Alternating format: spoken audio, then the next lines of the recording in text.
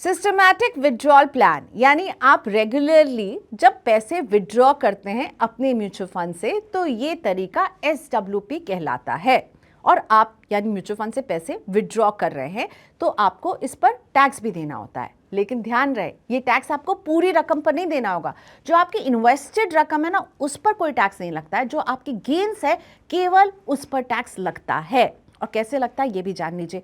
अगर मान लीजिए आपने 10,000 रुपए विड्रॉ किए, उसमें से 7,000 वो रकम है जो आपकी इन्वेस्टमेंट वाली रकम है, तो उस पर नो टैक्स। लेकिन 3,000 वो रकम है जो आपको गेन हुआ है, तो इस पर आपको टैक्स देना होगा। टैक्स कैसे लगेगा?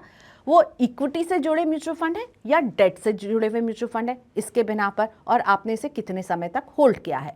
अगर इक्विटी से जुड़े फंड है, आपने 1 साल पहले ही, मतलब 1 साल तक होल्ड नहीं किया और आप इससे पैसे निकाल रहे हैं, तो फिर भाई आपको STCG short term capital gains tax लगेगा। सिर्फ और सिर्फ गेन्स पर टैक्स लग रहा है, ठीक है, जो कि 20% होगा। अगर आप 1 साल रुक करके निकाल रहे हैं तो 1,25,000 से ऊपर के गेन्स पर आपको 12.5% का टैक्स लगेगा।